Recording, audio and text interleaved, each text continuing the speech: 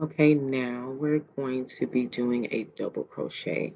Here is a stitch marker. I'm going to utilize it just to show you how we would use it. You're going to start with the slip knot once again, and you are going to create your foundation chains.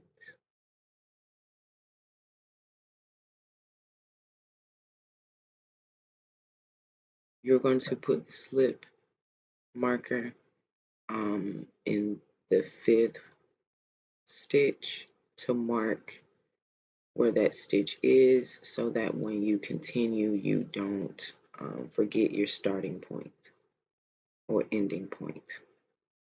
It helps for you not to make mistakes throughout your project.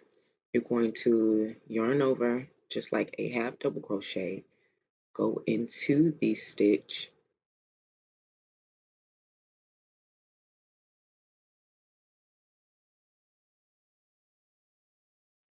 pull through so that you have 3 loops on the hook like a half double crochet. So this is a double crochet, so we're going to do this twice. You're going to pull through the first 2 loops only. This will leave you with 2 more loops, and then you're going to yarn over and pull through the last 2 loops. Once again, yarn over, go through the next stitch. You're going to pull through where you have 3 loops on the hook, yarn over, pull through the first 2 loops, yarn over, and then pull through the last 2 loops. Once again, yarn over, go into the next stitch, pull through. You should have 3 loops on the hook, yarn over, pull through the first 2, yarn over, pull through the last 2 loops. Continue to the end.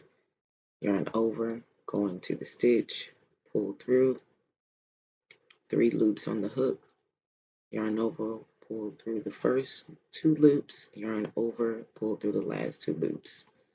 Once again, yarn over, go into the next stitch, pull through.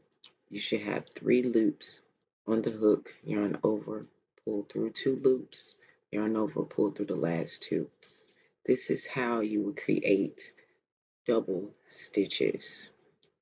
Very similar to a half double stitch and where how you start, but make sure you're pulling through only 2 loops. And count to make sure that you have the correct number of double stitches. It should be 5 because we started with 5 chains.